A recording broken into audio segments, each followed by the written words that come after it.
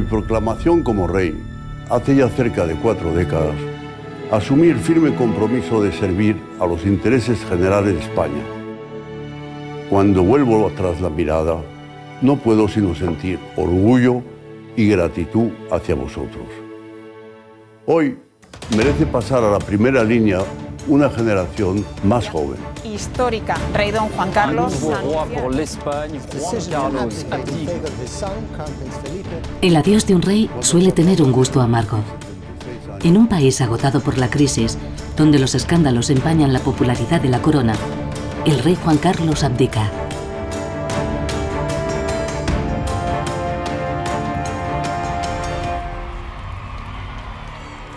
Pocos reyes han hecho tanto por su pueblo. Pocos reyes lo han conducido a la democracia. ¡Viva el rey! ¡Viva España!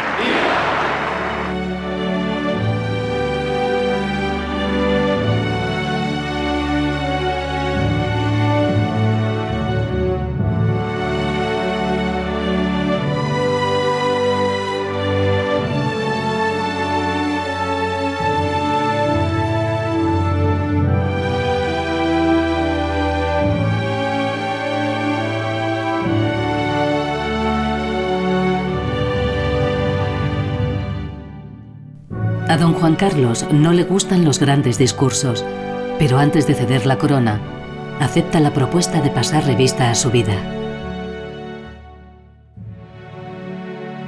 Tras mucho tiempo en la sombra, se le consideraba un heredero insignificante.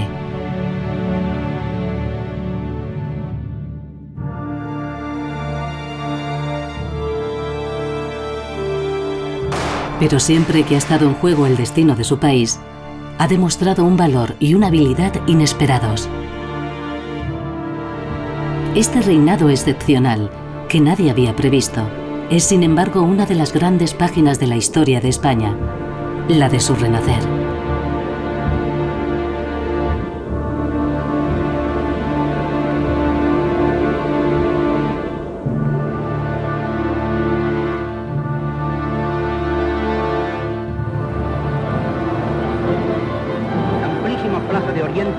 Este entusiasmo y esta unidad. Todo empieza en 1948, en plena dictadura. España es una, España es grande y España es libre.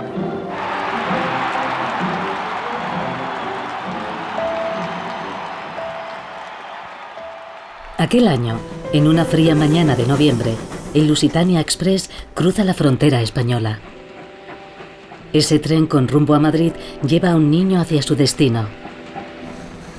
El pequeño viajero contempla por la ventana los paisajes que desfilan ante sus ojos. Se los habían descrito, pero los descubre por vez primera. Este pasajero poco común nació príncipe. Sobre aquel niño reposa la esperanza de toda una dinastía. Solo tiene 10 años. Yo creo que estaba más asustado que nadie. Claro, porque con esos señores tan mayores al lado, y me pareció todo.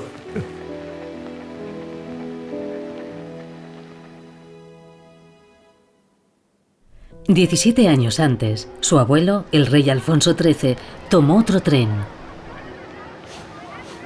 Al huir de un reino en el que los republicanos habían ganado las elecciones, la familia real española se condenaba al exilio, a la espera de días mejores.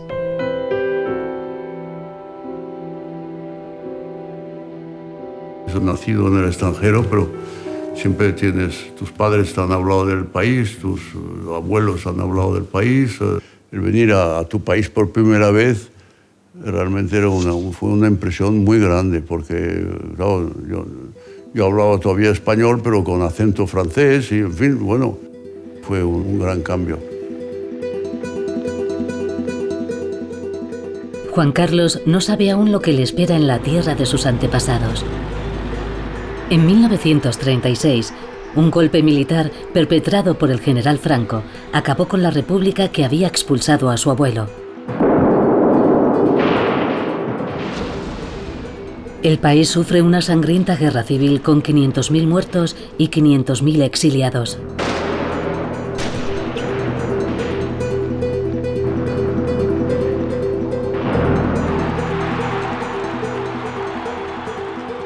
Tras su victoria, el general Franco gobierna el país con mano de hierro, apoyado por un ejército omnipotente y con la complicidad de la Iglesia. Y sin esos Borbones que habían ocupado el trono varios siglos. El que quiera una corona que se la haga de cartón, que la corona de España no es para ningún Borbón. Es la coplilla que se canta en las calles de Madrid.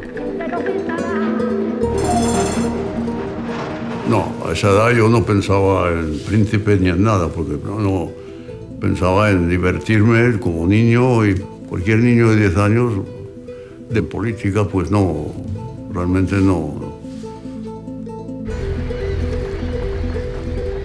Juan Carlos ignora que su presencia en suelo español es fruto de las negociaciones de dos hombres que van a jugar un papel decisivo en su vida. Su padre, don Juan de Borbón, es el heredero legítimo de la corona. Al instalar a su hijo en España, busca abrirse camino hacia el trono.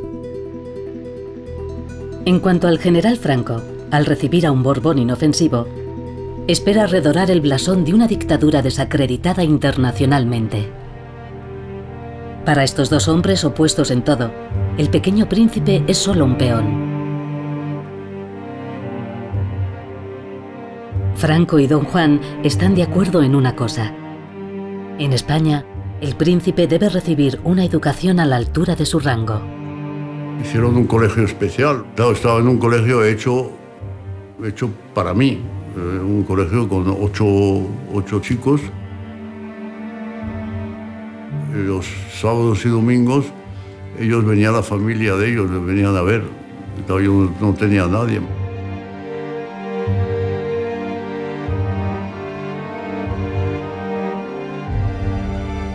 Su padre solo le ha dado una consigna. Cuando veas a Franco, escúchale, pero habla lo menos posible. En boca cerrada no entran moscas.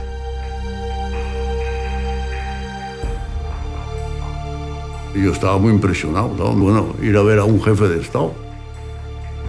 Y fui ahí, me recibió con mucho afecto, muy bien, tal. Y yo, lo que pasa es que, como era un niño, pues enseguida me distraía con las cosas que había en el despacho de Franco y tal. Y me acuerdo que había un ratón que empezó a pasear por ahí, yo empecé a seguirla así. Y el general Franco me decía, ¿por qué está mirando usted? Y digo, mira, hay un ratón, hay un ratón.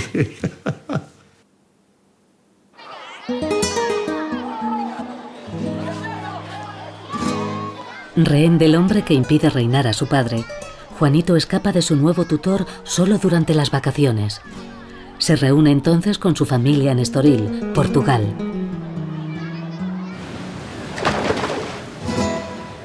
Una cosa era Franco y otra cosa era mi padre. Me sentía en una pelota de ping-pong, ¿no? O sea, que las cosas iban bien entre los dos, pues yo estudiaba en España. Que las cosas iban mal, a Portugal a estudiar. Pues bien, se acostumbra uno. Y como tenía que ser así, pues tenía que ser así. En esta familia está muy mal visto quejarse. No se queja uno, vamos, no, te quejas, te callas. A nadie le interesa tu dolor de cabeza o lo que te pasa. No te quejas, punto. A los 17 años, Juan Carlos ingresa en la prestigiosa Academia Militar Española. Como su padre y su abuelo antes que él, el ejército será su primera escuela para llegar a ser rey. Pero rechaza los privilegios de su rango y opta por llevar la vida de un cadete normal.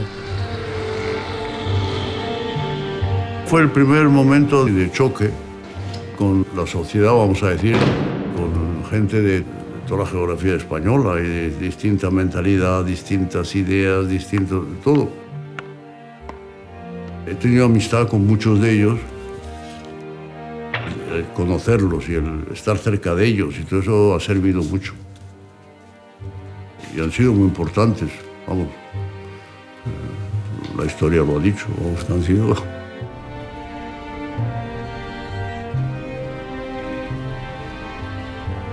Mi hermano se descubrió después que había sido disléxico. Le costó mucho esfuerzo estudiar, le costaba mucho. Pero los disléxicos tienen que desarrollar su inteligencia de otra manera. Y ahí está la gran intuición del rey, yo creo. Viene de ahí.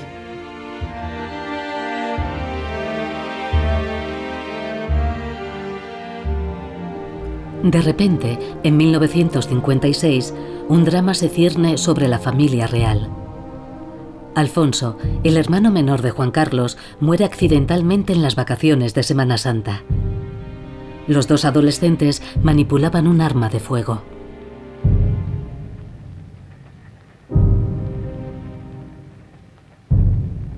Ahora lo echo mucho de menos. El no tenerlo al lado, poder hablar con él o poder discutir con él.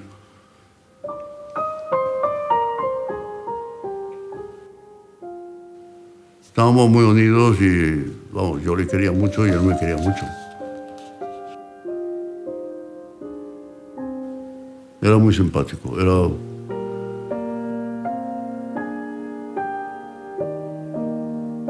Para proteger a la familia real de un posible escándalo, don Juan y Franco bloquean la información.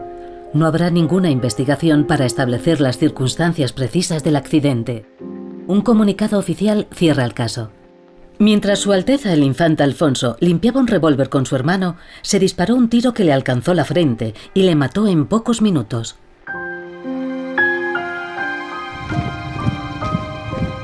Dos días después del entierro, Juan Carlos retoma el camino trazado por su padre. No hay lugar para el duelo ni las lágrimas. Pues en ese momento tenía el sentimiento de que tenía que marcar el paso bien.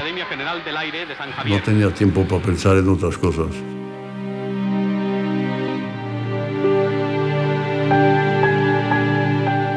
Para Juan Carlos, la trágica pérdida de su hermano menor marca el fin de la inocencia. El joven que regresa a Madrid se ha endurecido para hacer frente a las pruebas que le esperan. Su vida ha sido una vida muy dura y muy difícil, e incluso hasta trágica. Su infancia, su adolescencia. Es una persona que se ha formado, digamos, dentro de una austeridad y dentro de una disciplinas sumamente estrictas, lo que ha debido significar para él un gran sacrificio. Sin embargo, nada de eso sale a flor en su personalidad. Han pasado 10 años desde que Juan Carlos llegó a España. Ha finalizado su formación militar, pero el restablecimiento de la monarquía no está en la agenda. El trono de España sigue pareciendo inaccesible. Nada ha cambiado. La paz, la disciplina y el orden interno de los españoles. Paz, orden, disciplina. La sociedad española vive tras un muro de silencio. Año tras año, el país sufre penuria, censura e ignorancia.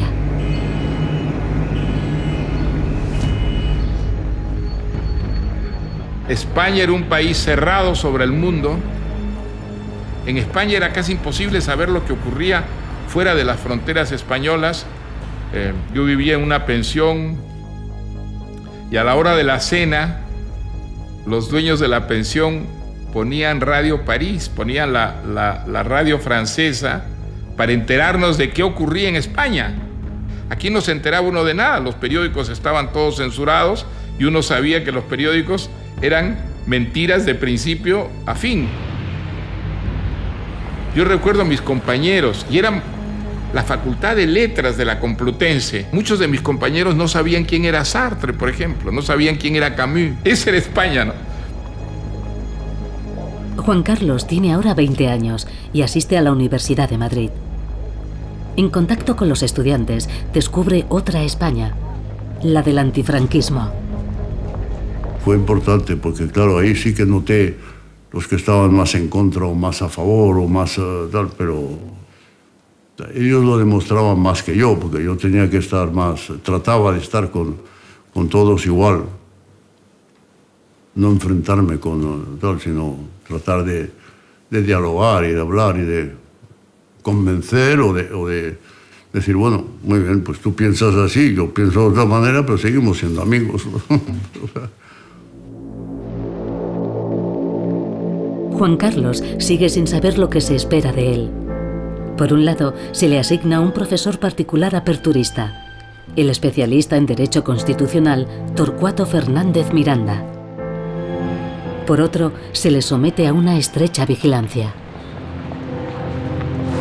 Aquí en España empecé a tener, vamos a decir, policía de tal, entonces era más incómodo.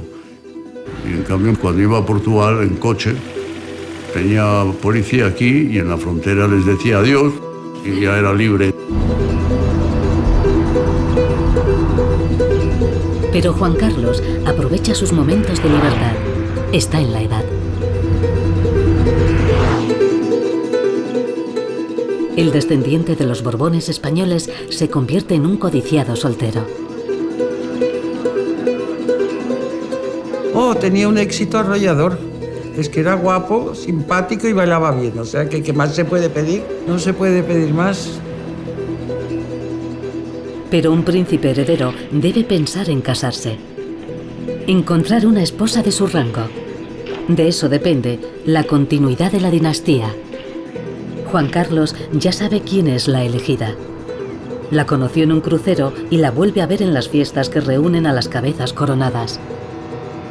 Es la hija mayor del rey de Grecia. Se llama Sofía. Claro, nos encontrábamos todos siempre en bodas, bautizos y entierros.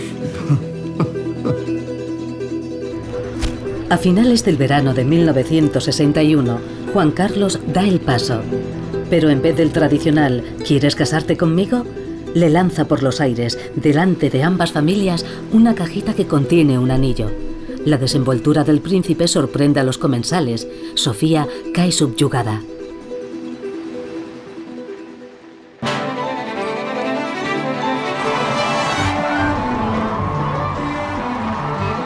Una boda de cuento de hadas que hace vibrar a Atenas y a toda la aristocracia europea. Durante 2 días se suceden fiestas, cenas y bailes antes de la fastuosa celebración del matrimonio. Asisten 150 miembros de las familias reales más ilustres. Cientos de españoles viajan a Atenas para participar en el acontecimiento. ¿Quién no vino? ¿Quién no vino? Este mundo y el otro. Aquello fue muy impresionante. Los novios intercambian sus votos en sus respectivos idiomas en una iglesia católica. Después, se desplazan a la catedral ortodoxa.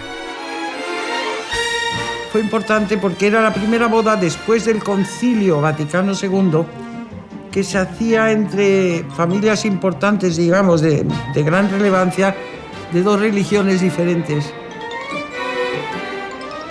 Lo pasamos divinamente. Por un momento, los Borbones españoles retoman el esplendor del pasado. De hecho, esta boda le vale a Juan Carlos sus primeros aplausos. En cuanto a Sofía, deja tras ella a su familia, su religión y su estatus, para seguir a un príncipe encantado con un futuro incierto.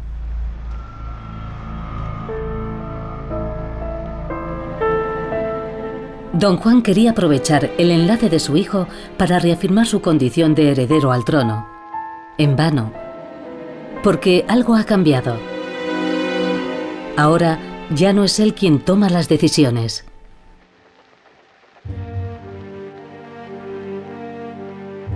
Por primera vez, Juan Carlos toma las riendas de su destino. Podría instalarse en Portugal junto a su familia, esperar pacientemente su turno y llevar la vida ociosa de un rentista exiliado. Pero decide volver a Madrid. Es el precio a pagar para que la monarquía vuelva a instaurarse algún día en España. Además, Franco le ha dado a entender que de haber un rey, sería él, y no su padre.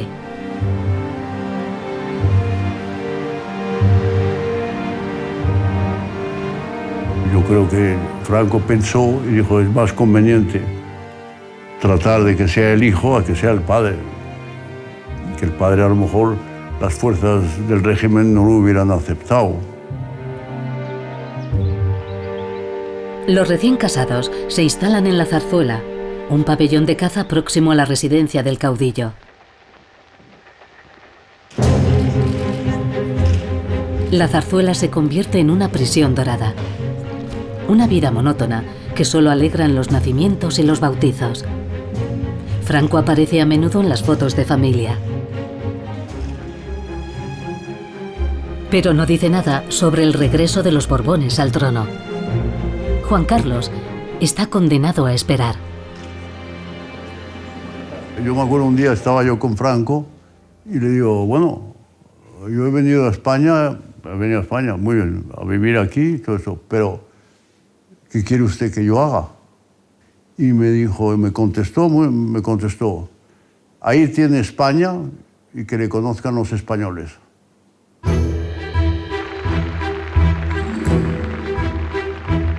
A buen entendedor, pocas palabras. Franco se asegura de que los desplazamientos del joven príncipe carezcan de estatus oficial, pero para Juan Carlos son una oportunidad de descubrir un país que conoce poco. Y entonces empezamos a viajar por toda España, por todas las provincias, todos los pueblos, todos, vamos.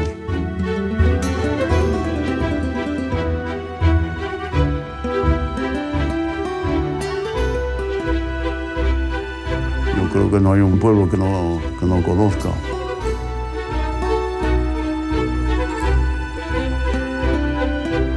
Esa gira por España solo suscita indiferencia.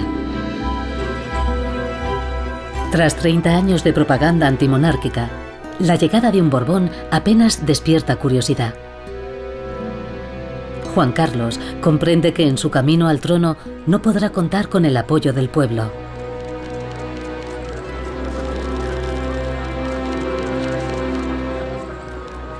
Su futuro depende de la voluntad de Franco, cuyas intenciones siguen siendo impenetrables.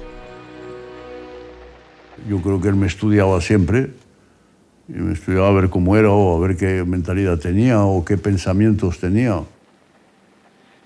Yo trataba de ser yo, natural, de ser yo mismo.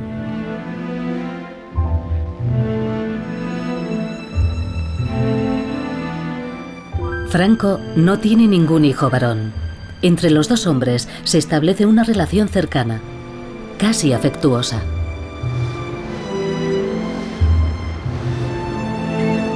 Era una persona que no hablaba mucho tampoco. Conmigo sí. Conmigo hablaba y se reía y comentábamos cosas. En cambio, él con el resto de la gente no... Más bien era hermético.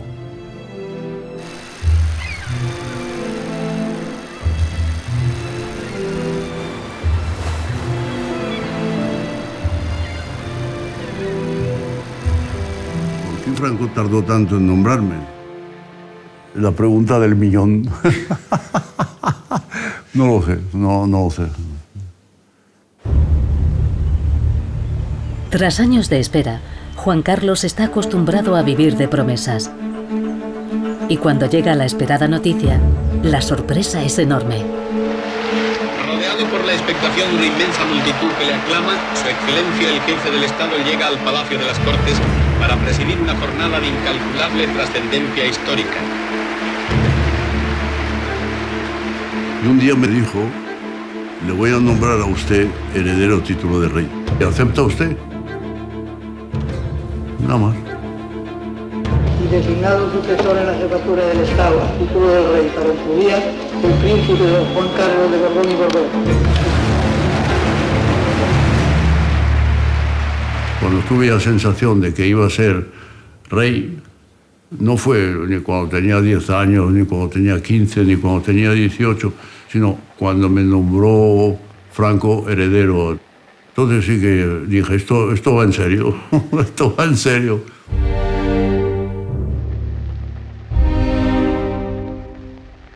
Juan Carlos conoce por fin las intenciones de su protector.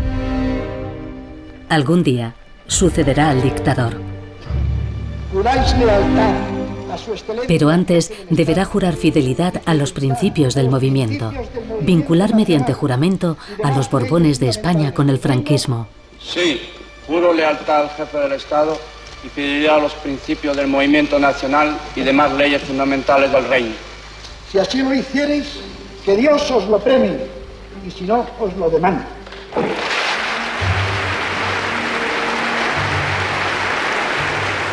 No era fácil, no era fácil.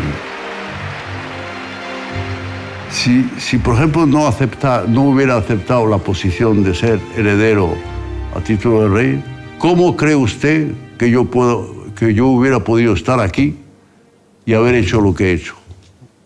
Y con los españoles, con los políticos, con todos, el cambio que se hizo, no se hubiera podido hacer.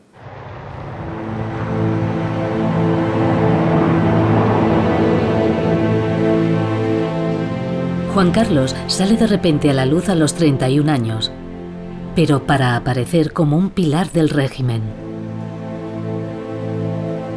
Sabíamos que era el heredero designado por el dictador, por el tirano, y por tanto pensábamos que era alguien que quería continuar la obra de Franco.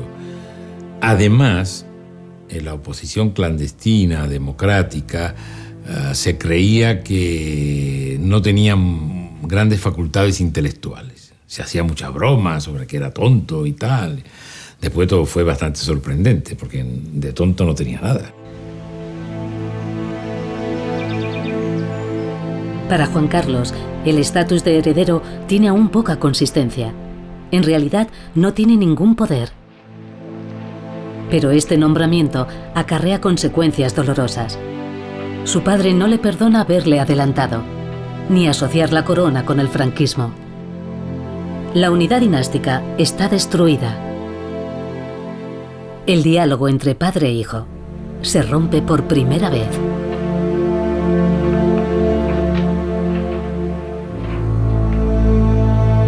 El cuadro ese que es ese lo puso Franco él mismo. Dijo, este retrato del rey estaba en Palacio Real.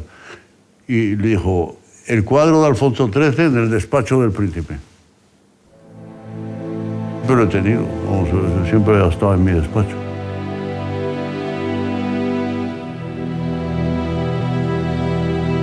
Al colgar el retrato del abuelo, Franco no solo excluye definitivamente a don Juan. Alfonso XIII es el último monarca español que ha reinado, pero también fue quien firmó en su momento una alianza entre la monarquía y la dictadura de Primo de Rivera.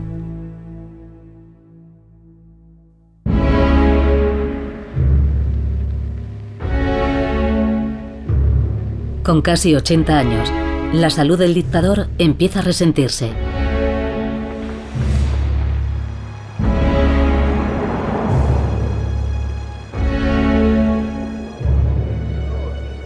La cuestión del posfranquismo interesa mucho en Estados Unidos.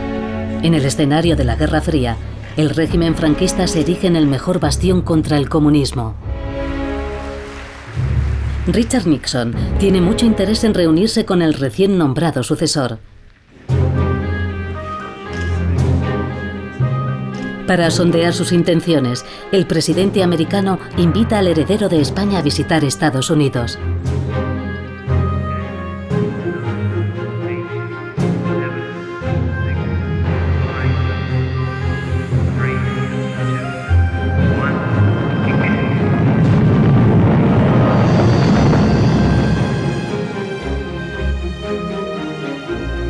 El heredero de Franco no ha desvelado aún sus proyectos, pero los dirigentes de todo el mundo descubren a un hombre joven, moderno y abierto, la otra cara de España. Sabía más o menos lo que quería, pensaba que España que tenía que tener otro régimen y había que hacer algo completamente diferente, ¿no? El cómo, pues ya lo vendría después.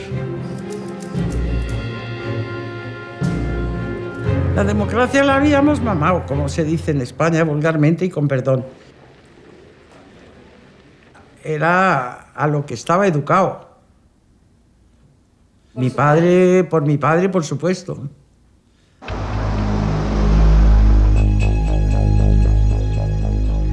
No, venía de un viaje en que tuve un desayuno llamado Off the Record. En ese desayuno dije unas cosas sobre la democratización de España y la apertura de España y todo. Y Franco me dijo, Alteza, hay cosas que se pueden decir ahí que no hay que decir aquí, y hay otras que se tienen que decir aquí que no se pueden decir ahí.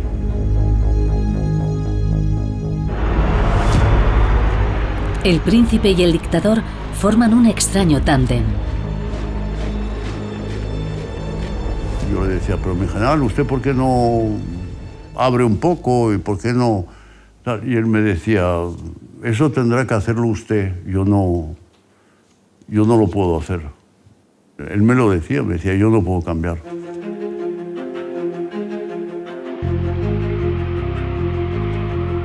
A principios de los 70, la dictadura española parece totalmente anacrónica.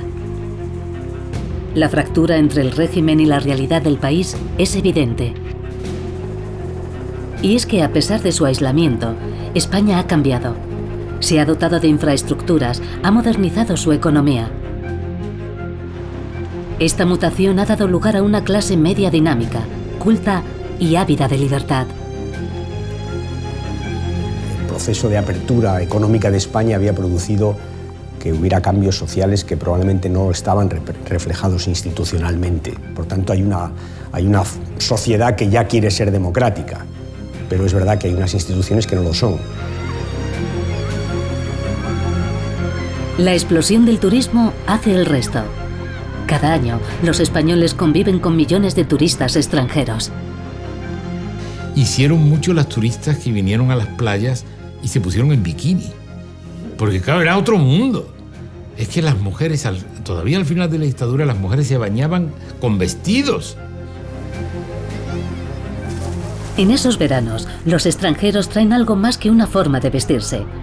Otro modelo de sociedad.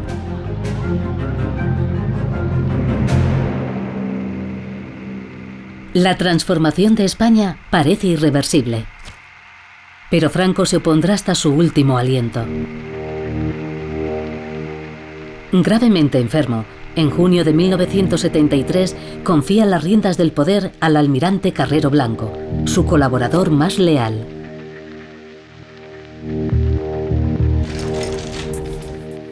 Muchos decían, lo han nombrado, pero no va a venir nunca, porque el régimen es muy fuerte, porque si se muere, pues quedan los otros que van a seguir con el mismo régimen.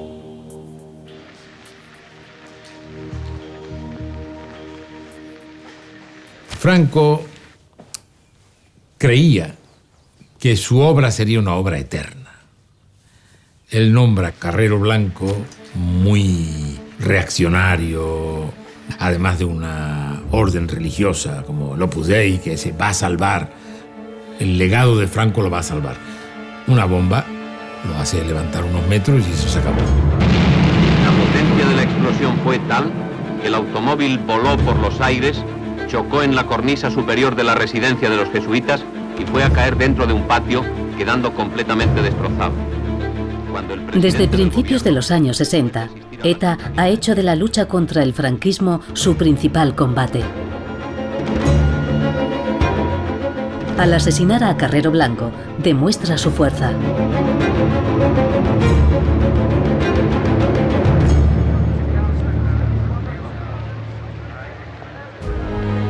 $100.000 personas asisten al funeral del jefe del gobierno. A pesar de la presencia policial, el régimen teme un nuevo atentado. Pero Juan Carlos decide encabezar el cortejo.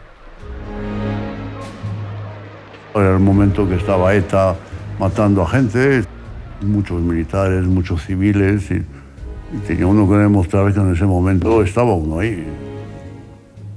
Y ahí me planté por delante, vestido de uniforme. No pasa nada. Este acto de lealtad hacia el régimen no tendrá recompensa. No se consulta a Juan Carlos sobre la elección del nuevo jefe de gobierno. Porque a medida que la salud del caudillo empeora, es su mujer, Carmen Polo, la que mueve los hilos. Hace nombrar a su hombre de confianza, Arias Navarro.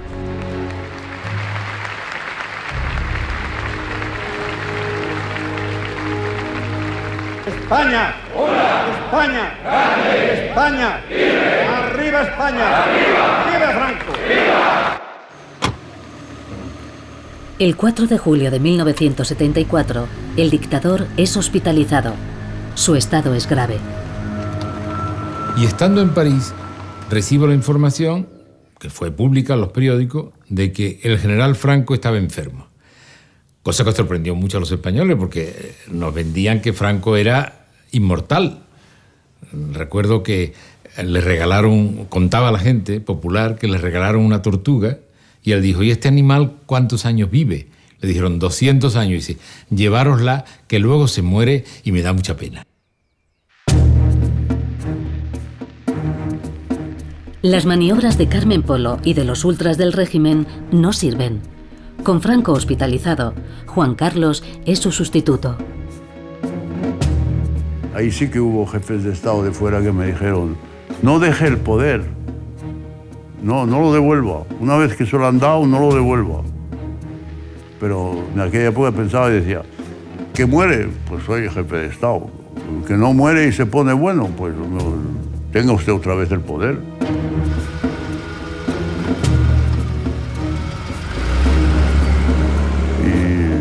Me llamó Franco y me dijo, bueno, yo retomo los poderes, y yo, me parece muy bien.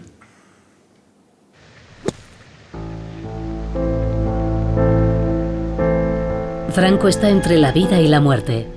Mientras la propaganda difunde imágenes tranquilizadoras del anciano padre protector, el franquismo no ceja.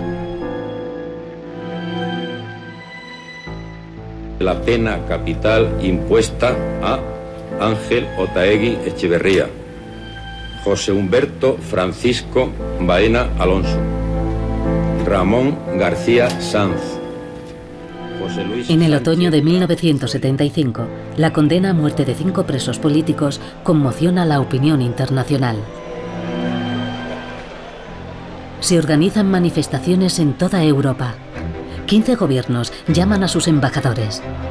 Se interrumpen las negociaciones sobre la entrada de España en el mercado común. Pablo VI, secundado por la Iglesia española, apela a la clemencia.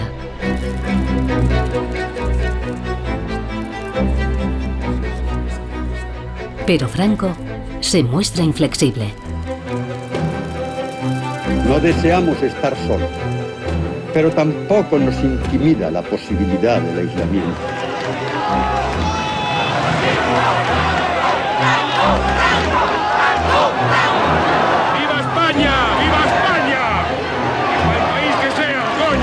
Hubo un momento en que se recrudeció el régimen y eso me preocupó mucho en cuanto a toda la posición internacional de España, ¿no? Y la visión que tenían fuera de España, que siendo yo, vamos a decir, heredero de Franco.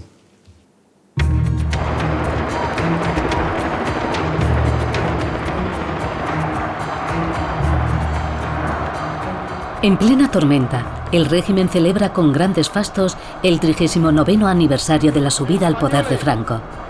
Habla su excelencia el jefe del Estado. Ante la multitud que le aclama, el debilitado dictador se muestra más radical que nunca.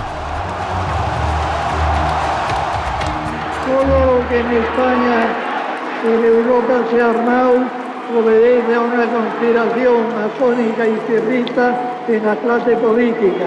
Evidentemente, el ser español vuelve a ser hoy una grosería en el mundo. ¡Arriba España!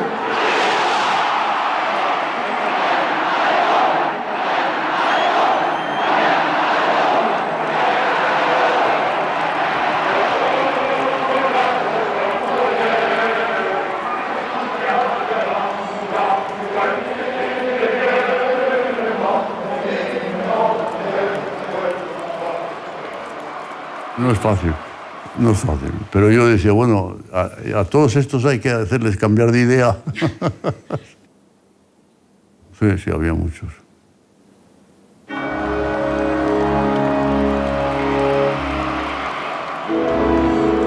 Es la última vez que Juan Carlos aparece en público junto al dictador.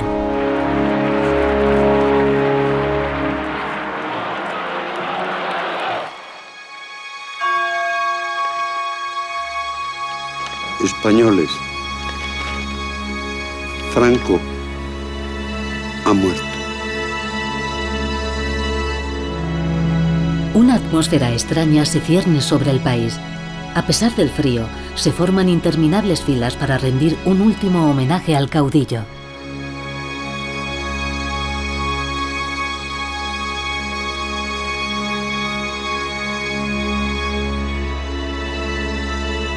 Esperada por unos, temida por otros, la muerte de Franco inaugura una era de incertidumbre para los españoles. El día antes de morir, yo me acuerdo que me cogió la mano, estaba en la cama y estaba al lado, sentado al lado, me cogió la mano y me dijo: Alteza, lo único que le pido es que mantenga la unidad de España. Y eso, si lo piensa uno, quiere decir muchas cosas. No me dijo mantenga esto, mantenga lo otro, o no haga esto. No, la unidad de España. Lo demás,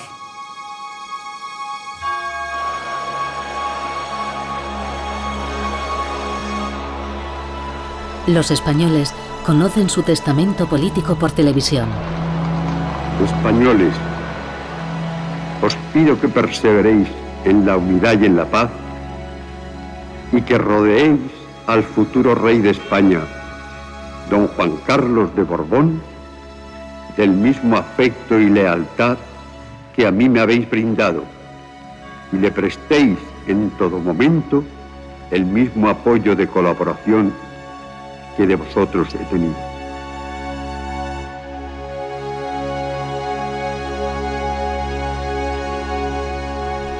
Durante esos días de luto nacional, Juan Carlos siente el peso de la herencia que se cierne sobre sus hombros y la inmensidad de su tarea.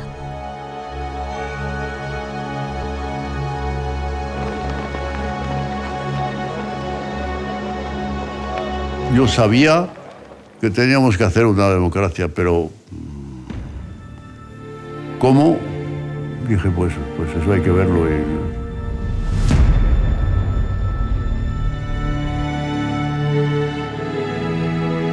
Juan Carlos va a ser entronizado ante los pesos pesados del régimen.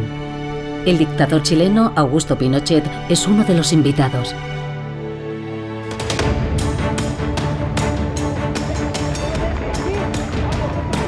Aferrados a sus privilegios, desconfían de las intenciones del sucesor nombrado por el caudillo.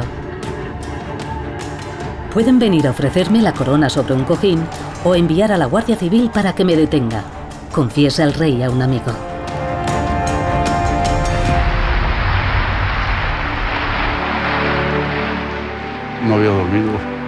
No había dormido. Es normal porque estaba muy preocupado por preparar el primer discurso, por preparar, en fin, ese acto que era muy importante y era realmente vamos a decir, el bautismo de fuego, ¿no? En esta hora, cargada de emoción y esperanza, la monarquía española, depositaria de una tradición centenaria, Tenga en cuenta que, claro, los que me tomaron el juramento eran las Cortes de Franco y el Consejo del Reino de Franco. Intereses políticos, si todos permanecemos unidos, habremos ganado el futuro. ¡Viva España!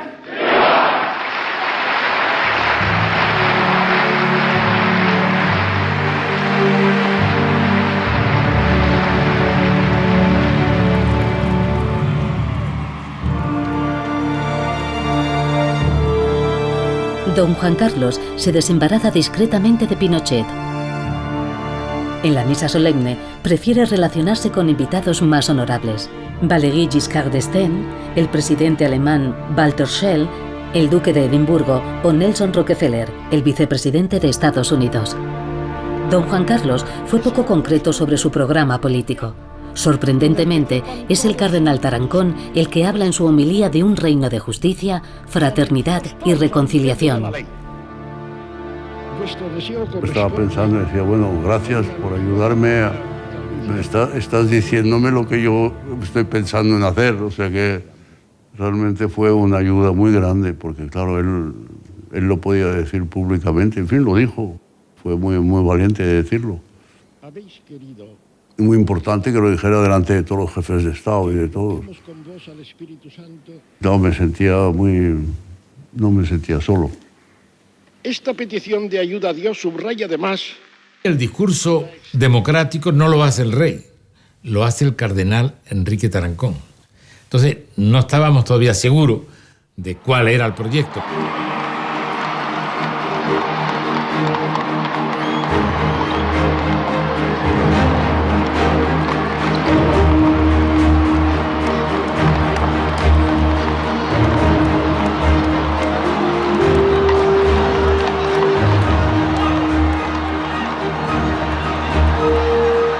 Ese día hay un gran ausente, el padre de don Juan Carlos.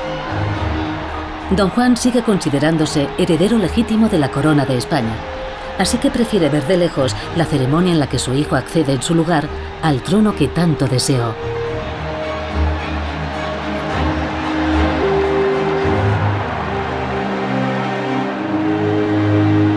¿Qué tem a dizer acerca deste assunto? Pois não está. E não está porquê? Não, porque não foi feito de uma maneira absolutamente correcta, nem com intervenção do povo, nem com intervenção minha, que era o titular. Portanto, o seu conta na situação...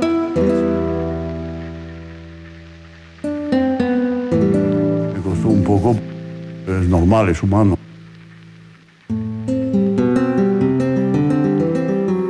Me llamó para felicitarme y, en fin, lo que se puede hacer estando lejos, ¿no? Pero supongo que llevaría por dentro, como se dice en España, por dentro va la procesión, ¿no?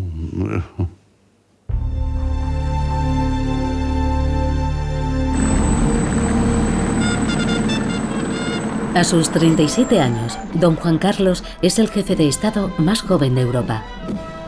Dispone de los inmensos poderes de Franco. Pero todo está por hacer. Pues sí, un peso enorme, un peso grande encima, ¿no? Que tenía uno, tanto pensando en el pasado como pensando en el futuro. En ese sentido, pues sí sería una incógnita para el pueblo español. Para don Juan Carlos, lo desconocido es gobernar un país sin más experiencia política que la de 40 años de dictadura, con un pueblo aún traumatizado por el recuerdo de la guerra civil. El rey está solo. Es muy importante tenerlo en cuenta cuando el rey asume, digamos, el reinado. La monarquía no era popular en España. Don Juan Carlos acaba de subir al trono, pero los españoles empiezan a manifestarse. Reclaman el cambio, pero también carreteras, hospitales y mejores salarios. Bueno, no se había vivido porque no estaba permitido. Y estando permitido, pues se ve gente que está a favor, gente que está en contra, gente que está de acuerdo, gente que no está de acuerdo. En vez de responder a la impaciencia de la calle, el rey juega la carta de la continuidad. Confirma a Arias Navarro en su puesto a la cabeza del gobierno. Creí que era bueno mantener un presidente de gobierno de Franco para que no hubiera realmente una ruptura, sino que fuera realmente un cambio. Y eso llevaba consigo el aguantar algunas cosas difíciles. Arias Navarro, el perro guardián del régimen, defiende un inmovilismo total. Pero gracias a esta concesión otorgada a los franquistas, don Juan Carlos logra nombrar a su antiguo profesor de Derecho, el aperturista Fernández Miranda, presidente de las Cortes. Él hará posible que el rey cambie con plena legalidad ese régimen al que juró fidelidad. La fórmula del constitucionalista se ha hecho célebre: de la ley a la ley, pasando por la ley. Estuve muy preocupado y me dice, sin ningún problema, de la ley a la ley, me dijo. Entonces realmente fui tranquilo.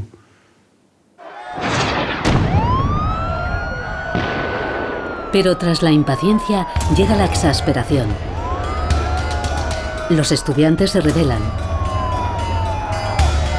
Todos a los que la dictadura había condenado al silencio desafían al poder. Frente a la ira del pueblo, la respuesta del gobierno es implacable. El gobierno dispone de elementos más que suficientes para aplastar inexorablemente cualquier intento de subvertir o alterar la vida del país. Es el engranaje. Huelgas, manifestaciones que degeneran en violencia, atentados. Los partidarios de un franquismo puro y duro se movilizan y resucitan los fantasmas del pasado.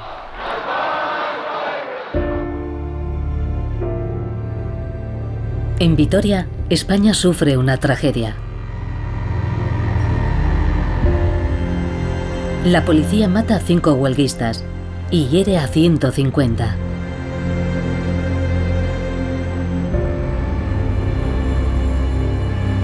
La indignación crece. La población se impacienta.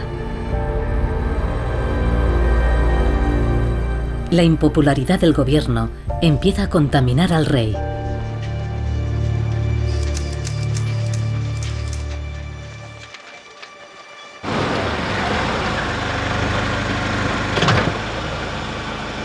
Don Juan Carlos sale al encuentro de su pueblo, buscando su apoyo.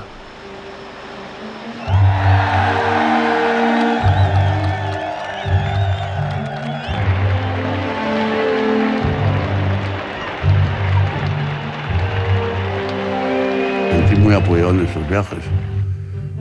Me daba más fuerza para poder seguir. Porque la gente se agarraba a algo que veían que podía ser útil y que podía ser bueno. En Cataluña, seduce al auditorio hablando en catalán, una lengua prohibida bajo el franquismo. Que no te pregunto. La afecció dels catalans a la llibertat és llegendària. Pero ni una palabra de ese gran cambio que espera una parte de España. Inicialmente, la tutela de Franco nos hacía pensar que querría continuar la labor de Franco, la labor destructiva del país de Franco. Nadie le veía como motor del cambio, más bien le veían como un producto del franquismo que había que aceptar en la transición y que iría desapareciendo a medida que el franquismo fuera desapareciendo de España. La reina y yo os agradecemos muchísimo este recibimiento y sobre todo... Don Juan Carlos no pronuncia el esperado discurso en España. Escoge otra tribuna para esa declaración histórica. El 2 de junio de 1976, ante el Congreso americano, promete solemnemente a su pueblo la instauración de la democracia. The Crown protects the whole people and each and every one of its citizens, guaranteeing through the laws and by the exercise of civil liberties the rule of justice.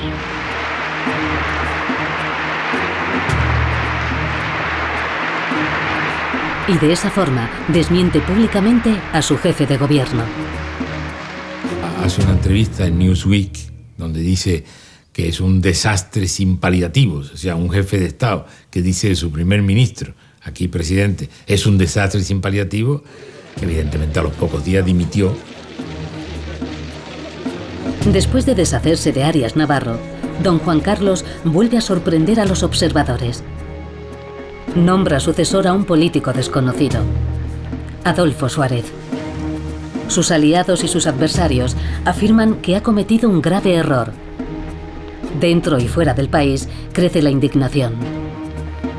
Yo sabía que la prensa iba a ponerme verde y iba a tener a todo el mundo en contra. Pero esto era lo que había que hacer.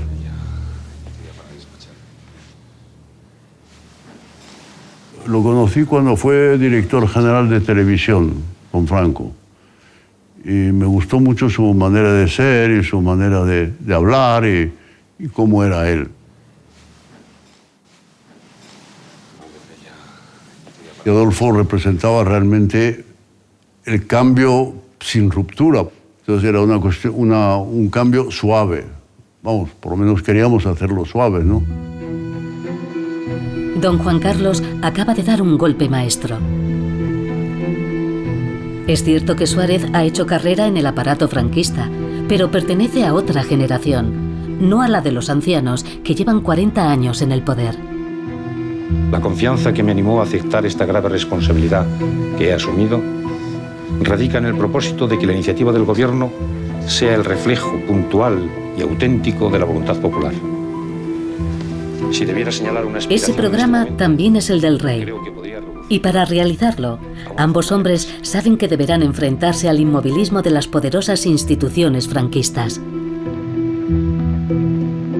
Había en el ejército, en la judicatura, en la iglesia, es verdad que había fuerzas ligadas al anterior régimen que quería que nada cambiara o peor, que cambiara solo aparentemente, que todo cambiara para que todo siguiera igual, siguiendo el adagio lampedusiano. Pero claro, las personas sensatas se dan cuenta que España no podía continuar aislada del mundo, como la leprosa del mundo desde el punto de vista político.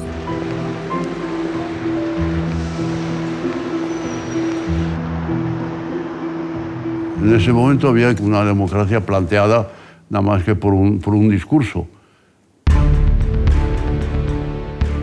Hasta entonces, don Juan Carlos ha medido los tiempos. Ahora está dispuesto a que todo se acelere. En 3 meses, Suárez convence uno por uno a todos los procuradores de que el franquismo no puede sobrevivir a su fundador. Y cuenta con Fernández Miranda como intermediario. Hay que hacer votar a los procuradores una ley cuyo único fin es acabar con el régimen de Franco. Don Juan Carlos ha apostado toda su credibilidad a ese voto histórico.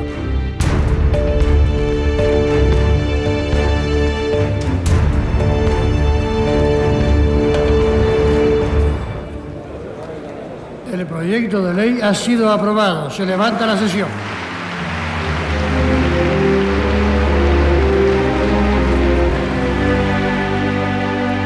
Adolfo Suárez fue el que desmontó el sistema anterior, haciendo que públicamente todos los procuradores franquistas se hicieran el harakiri, que se suicidaran delante de las cámaras, cosa bastante insólita.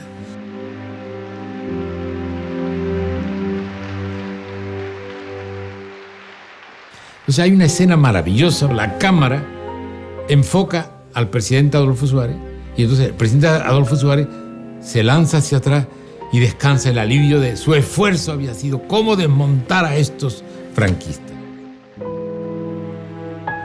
Y lo hizo muy bien, muy bien. Me estaré siempre agradecido.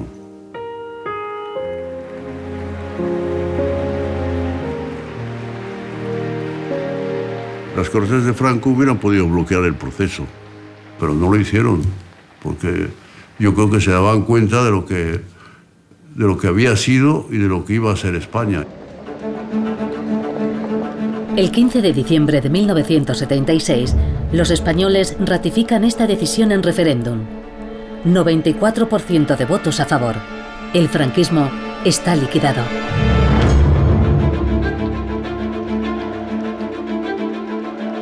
Las medidas aperturistas se encadenan a un ritmo desenfrenado. Libertad sindical, amnistías parciales, disolución del movimiento, reconocimiento de las identidades regionales.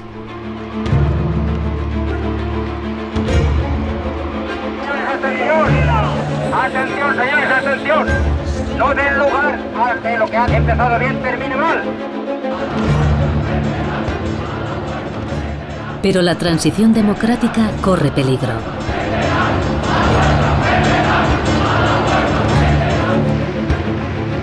En Madrid, el Partido Socialista Español celebra su congreso tras 40 años en el exilio y no quiere una monarquía parlamentaria, quiere la república. La monarquía que instaura Franco no era nuestra monarquía. Queremos que sea el Parlamento quien decida monarquía o república. Gracias a su capacidad de persuasión, Suárez convence a los dirigentes de la izquierda de que solo la monarquía garantiza la transición democrática. Porque el rey es el único capaz de contener a un ejército ultraconservador que podría acabar de golpe con todo lo conseguido.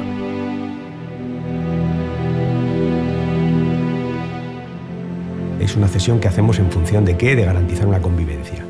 La pregunta es, ¿ese consenso sobre la monarquía puede ser sustituido por otro? Difícilmente. Es muy difícil alcanzar un consenso distinto.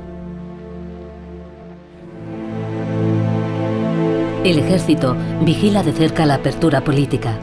De momento, secunda al rey.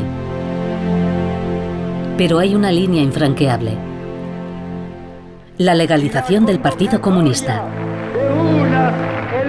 y la vuelta de su jefe, el Diablo Rojo, Santiago Carrillo. Pensaba que no podía haber una democracia sin el Partido Comunista. No había otro camino. Y era el camino a seguir. Había gente en contra, por supuesto. En los cuarteles la gente no estaba contenta, había reuniones. En ese momento había que hacer las cosas un poco a ojo. En enero de 1977, no parece oportuno echarle un pulso al ejército. Una nueva ola de violencia se apodera del país. En la extrema derecha, los grupúsculos pasan a la acción.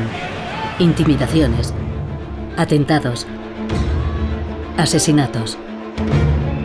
Y a esa campaña de terror responde una extrema izquierda igualmente violenta que quiere acabar con la naciente monarquía parlamentaria.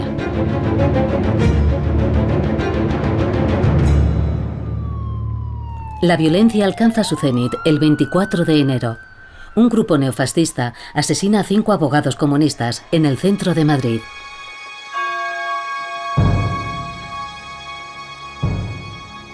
España contiene la respiración. El ejército podría declarar el estado de emergencia y los comunistas intentar un golpe de fuerza.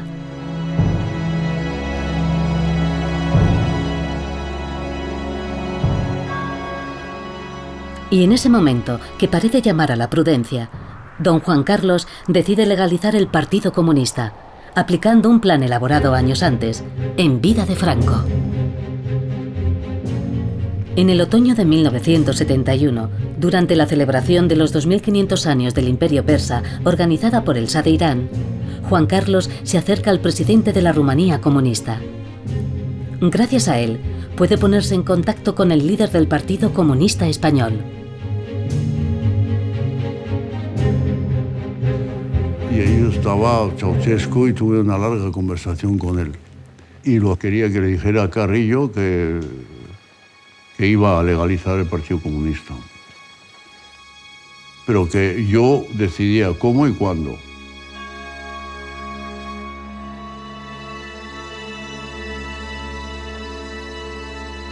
Y lo aceptó. Ayudó muchísimo, claro. Aceptando la bandera nacional, aceptando la monarquía. Dice, yo no soy monárquico y siento haber dicho que Juan Carlos el Breve, porque fue el que lo dijo. Y lo siento mucho porque me he equivocado, gracias a Dios me he equivocado. Nos hicimos muy amigos.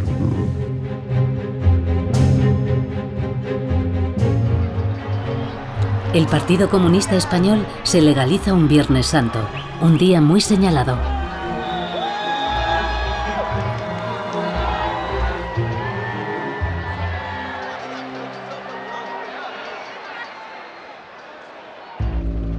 Acudid esta mañana a las 12 al Cine Ideal a escuchar las alternativas políticas que nos ofrecerán los candidatos al Congreso después de casi 40 años de obligado silencio.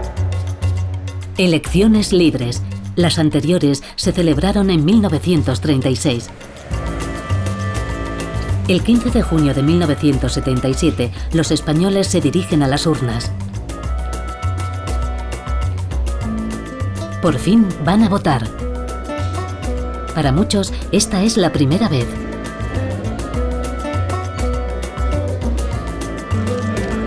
La voluntad popular ratifica la emergencia del Partido Socialista, pero gana el partido de centro-derecha de Adolfo Suárez, que vuelve a ser presidente del gobierno.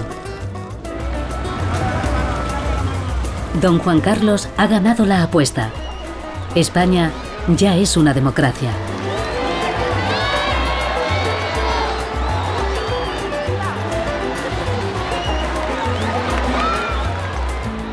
Pero la victoria habría sido amarga de no poder compartirla con el hombre que le transmitió sus valores y su ambición.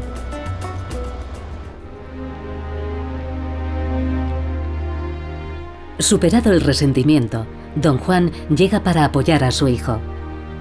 A partir de ese día le llamará Majestad. Por todo ello, instaurada y consolidada la monarquía en la persona de mi hijo y heredero, don Juan Carlos. Tengo que decirle que siento no haberle dado más importancia a ese acto. Ahora lo hubiera hecho de una forma más, dándole más boato y más importancia. Pues claro, una persona que deja sus derechos y que dice, ahora eres tú, eso es muy importante. De Alfonso XIII, mi hijo y heredero, el rey don Juan Carlos I. Majestad, por España, todo por España. ¡Viva España! ¡Viva el rey!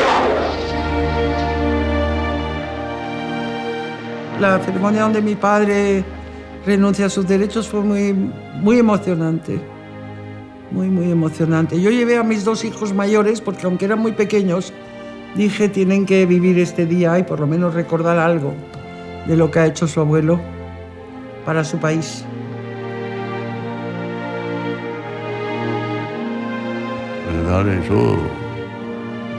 Eso es muy importante.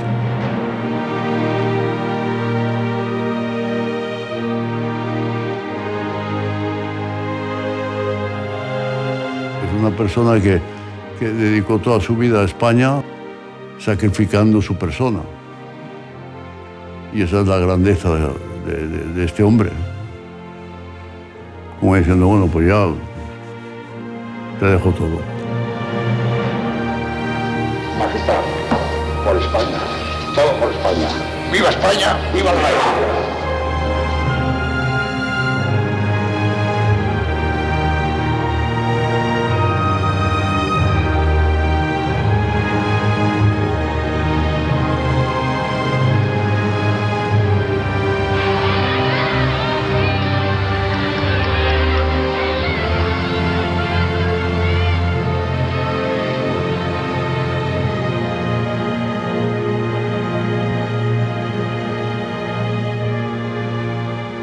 El 22 de julio de 1977, don Juan Carlos se dirige al Congreso para abrir la legislatura que dotará a España de una nueva Constitución.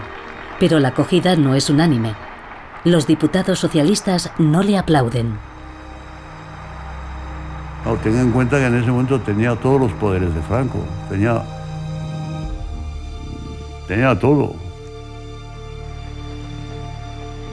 Señores diputados, al presidir esta histórica sesión, veo cumplido un compromiso al que siempre me he sentido obligado como rey: el establecimiento pacífico de la convivencia democrática sobre la base del respeto a la ley, manifestación de la soberanía del pueblo.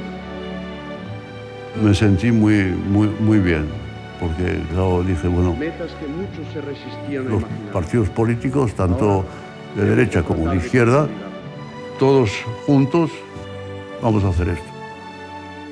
La tolerancia, que en nada contradice la fortaleza de las convicciones, Fue realmente fantástico, fue maravilloso, fue... Con esos propósitos, con esa esperanza y con esa ilusión, queda abierta la legislatura.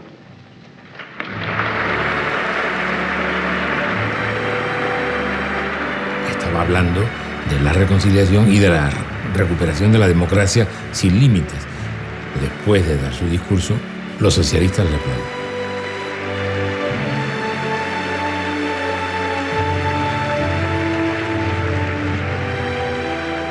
Sí, la gente que le gusta el poder y todo eso, yo he cedido todos los poderes con mucho alivio, mucho alivio.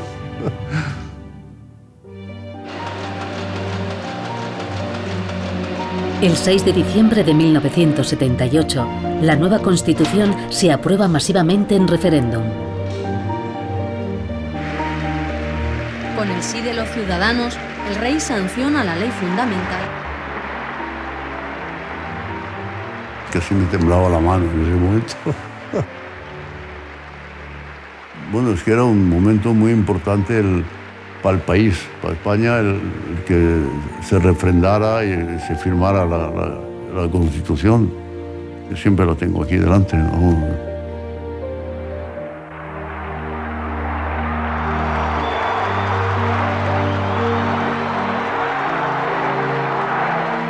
Pasar de una dictadura a una democracia, sin sangre, sin hundimiento del aparato, sin un procesamiento de la política de la dictadura, hacer todo eso a la vez es muy complicado. Si yo fuera creyente diría que fue un milagro, pero no lo digo.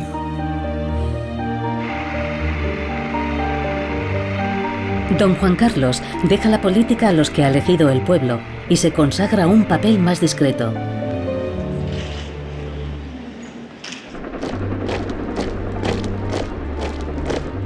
Parece que la democracia ha llegado para quedarse.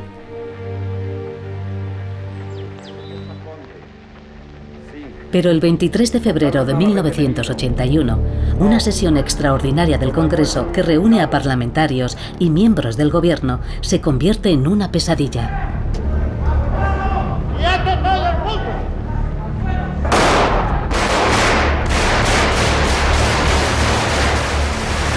180 guardias civiles a las órdenes del teniente coronel Tejero toman como rehenes a los asistentes. En Valencia, los tanques salen a la calle. De Radio Televisión Española. Pero la cosa es aún más seria.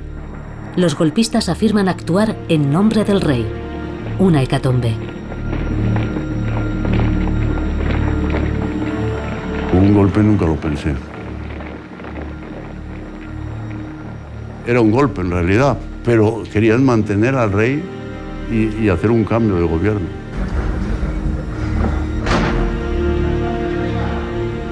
Ahí dentro pues podía ocurrir lo que fuera. La sorpresa existió. Los señores vestidos de guardia civil con los tricornios del siglo XVIII y con unos bigotes del siglo XVII y pegando gritos y palabrotas. ¿Esto qué es?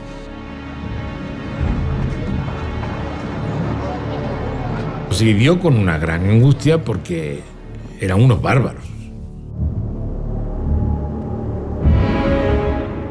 Desde la Zarzuela, don Juan Carlos llama uno a uno a los jefes del Estado Mayor del Ejército. Una prueba de convicción y autoridad. Y ahí en ese momento me ayudó mucho los 4 años de academias militares. Y realmente el tener compañeros eso me sirvió mucho.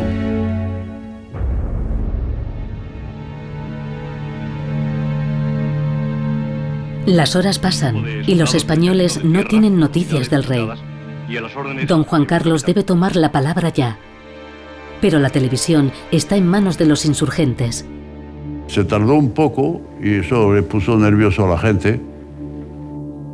Pero la anécdota es que el capitán que estaba al frente de las tropas en la televisión española era muy amigo del jefe de mi casa, que era también de caballería. Eran de caballería los dos. Y entonces le llamó el jefe de la casa y dijo, oye, ¿qué tonterías estás haciendo? Deja que salgan los cámaras de la televisión para venir a grabar. Y yo, sí, a sus órdenes, mi general.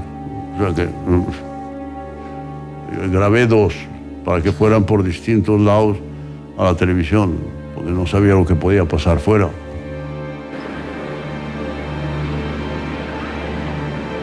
Al dirigirme a todos los españoles, con brevedad y concisión. La corona, símbolo de la permanencia y unidad de la patria, no puede tolerar en forma alguna acciones o actitudes de personas que pretendan interrumpir por la fuerza el proceso democrático que la Constitución votada por el pueblo español determinó en su día a través de referéndum. La gente ya apagó la televisión y se fue a dormir. Dijo, ya no hay peligro. A la mañana siguiente, pues ya se terminó. Fue una noche un poco larga, pero...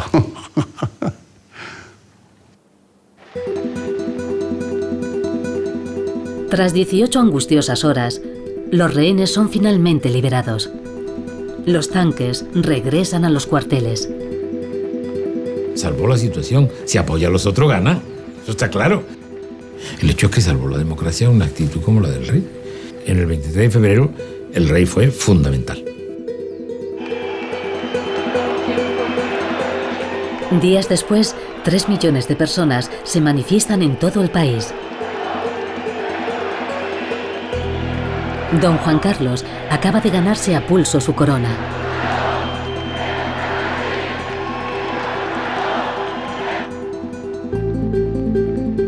En las elecciones de 1982, los socialistas de Felipe González salen victoriosos.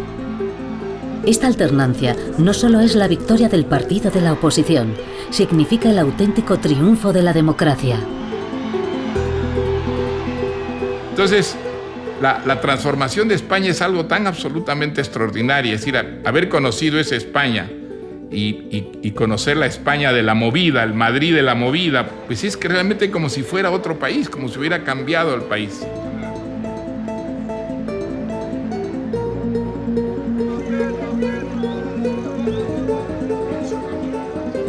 España dio muchas vueltas en muy poco tiempo. Yo lo escenifico con el cuadro El Guernica de Picasso. El Guernica de Picasso lo hace una persona que vive en Francia, que no podía vivir en España. Lo pinta por encargo del gobierno de la República. Y él hace un alegato contra la violencia militar. El Guernica, cuando vuelve a España, se coloca en el Museo del Prado. Había una monarquía, no la República. El director del Museo del Prado era sacerdote y alrededor del cuadro ponen a la Guardia Civil con metralleta para que nadie estropee el cuadro. O sea, es una historia que ha cambiado todo, ha cambiado absolutamente todo.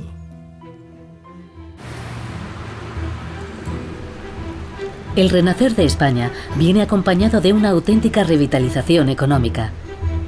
Después de estar fuera de la Comunidad Europea, ingresa por fin el 1 de enero de 1986.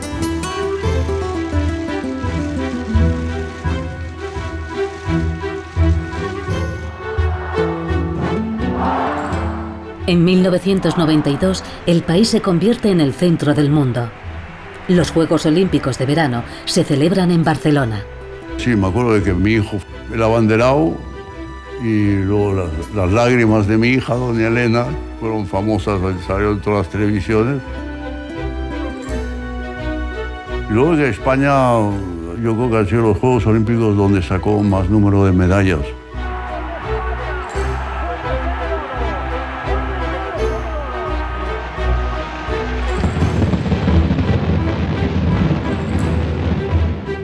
De pronto España, 40 años aislada del mundo, en el mismo año tiene a todo el mundo reunido en Sevilla en una exposición, al mundo entero mirando por las televisiones en Barcelona los Juegos Olímpicos. Todo a la vez podíamos exhibir una España de conexión con el mundo y democrática y libre.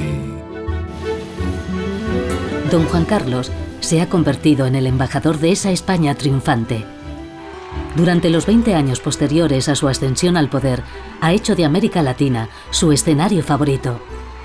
Argentina, Chile, Cuba, Venezuela, México, Colombia. Antes de él, ningún otro soberano español había cruzado el Atlántico. Allí le llaman simplemente el Rey. Yo creo que con ellos hacemos mucho más grande lo que es España. Pero cuando me decían que soy un rey hispanoamericano, no, yo no soy un rey hispanoamericano, soy un rey español, porque quiere mucho Hispanoamérica.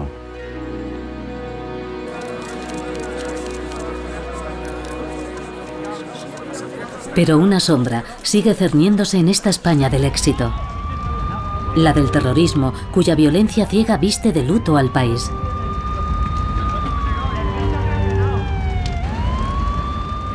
Sin embargo, ETA no ha destruido la unidad nacional. Ante los atentados incesantes, todo un pueblo se alza para gritar ¡basta ya!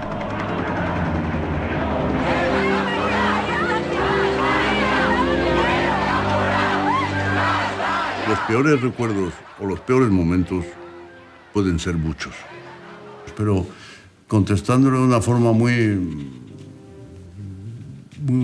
sincera, son 800 malos momentos. Pues son más de 800 víctimas del terrorismo que hemos tenido y me hago muy solidario con ellos y muy...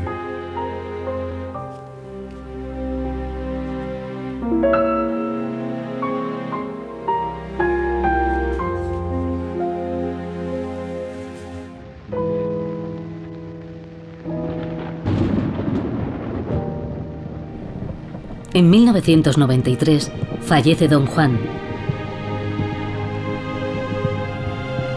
La muerte del padre del rey despierta en toda Europa una ola de pésames inesperados. Don Juan Carlos le ha reservado funerales de rey. Mi padre tuvo un entierro de rey porque se lo merecía. Porque se lo merecía y porque para mí fue rey, vamos. Para mí, rey de facto, no de jure, pero...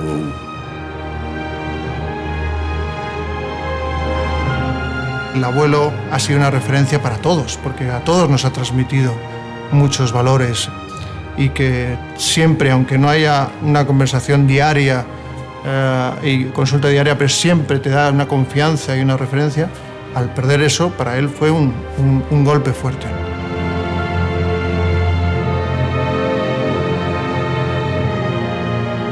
La partida del padre marca la hora del príncipe heredero.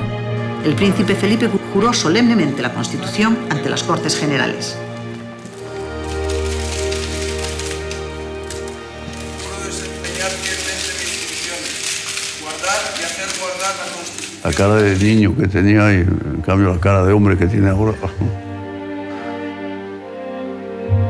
Para un padre siempre es emocionante ese momento, pero para un rey mucho más. ¡Viva la Constitución! ¡Viva! ¡Viva el rey! ¡Viva! ¡Viva España! ¡Viva! De niño su vida ha sido muy diferente. Era diferente porque estaba en su país, estaba en un sitio fijo, en un sitio seguro, y vamos a decir, ha nacido en palacio. En ese sentido sí, era más, fue diferente.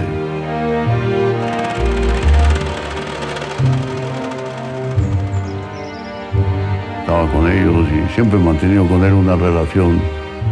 No, mis hijas se casaron y se fueron de casa, pero él pues, se ha quedado más cerca y entonces pues almuerzo con él y hablamos mucho y comentamos y dialogamos mucho.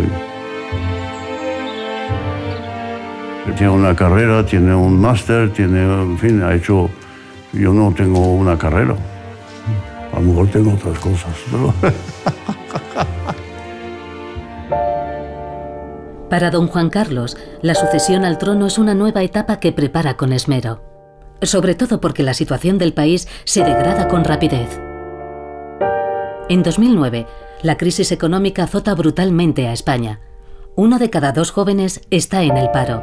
Cada vez se tolera menos el estilo de vida de una realeza que no vive al compás de las dificultades de los españoles. El procesamiento del yerno del rey salpica a la corona. Malversación de fondos públicos, fraude fiscal. La infanta Cristina, hija de Juan Carlos, se sienta a su vez en el banquillo de los acusados. La prensa empieza a interesarse por la fortuna del rey, a revelar sus infidelidades. Después de 3 espléndidas décadas de reinado, estos escándalos son el último desafío para el viejo monarca de salud cada vez más frágil. Es verdad que este tema es un tema que los españoles ven con enorme reticencia. La corona pierde su ejemplaridad. Lejos de ser una institución ejemplar que se mantiene al margen de una crisis institucional que vive España, se convierte en una institución más y por tanto entra de lleno en lo que es la crítica que una parte importante de la sociedad española hacen al funcionamiento institucional, porque España tiene un deterioro institucional ciertamente muy grande. El 2 de junio de 2014, don Juan Carlos da la campanada. Mientras otros se aferran al poder, él elige pasar el testigo. El rey abdica en favor de su hijo. Queda proclamado rey de España, don Felipe de Borbón y Grecia, que reinará con el nombre de Felipe VI. ¡Viva el rey! ¡Viva! ¡Viva España! ¡Viva!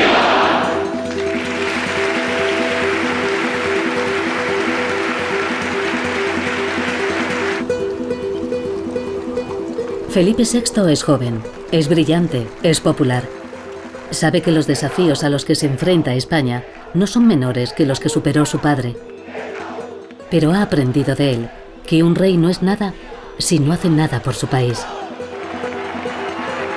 Rey deja a su hijo una España bien distinta que la que conoció, sin ninguna duda, de entrada una España que ha vivido 35 años insólitos en nuestra historia, en los últimos siglos, ¿no? De democracia, de paz, de convivencia, que ese ha sido el gran problema que ha tenido España.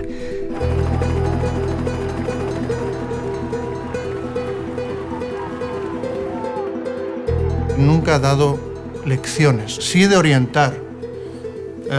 Y entonces, bueno, pues muchas veces ante dudas, le planteaba alguna duda y él decía, bueno, intenta resolverlo tú y yo te ayudaré, pero avanza el camino tú, ¿no? Y así ha sido y sigue siendo. Es una persona con toda su simpatía y es una persona reservada, no le gusta dar demasiadas lecciones ni darse importancia en lo que hace o lo que ha hecho. Y en el fondo, cuando uno ve pues una trayectoria y unos éxitos, ¿no?, como jefe de Estado, pues es una persona que mantiene la humildad y es una grandísima lección.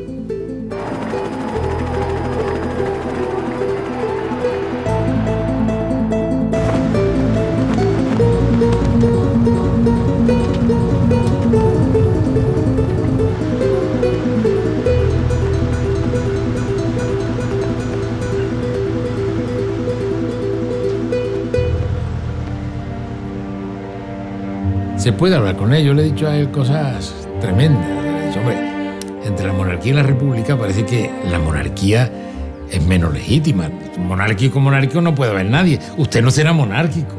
Sí, hombre, yo soy el rey. Es un rey que en el tú a tú es mucho menos rey de lo que uno pudiera imaginar. Y eso le hace humano y atractivo como persona. Lleva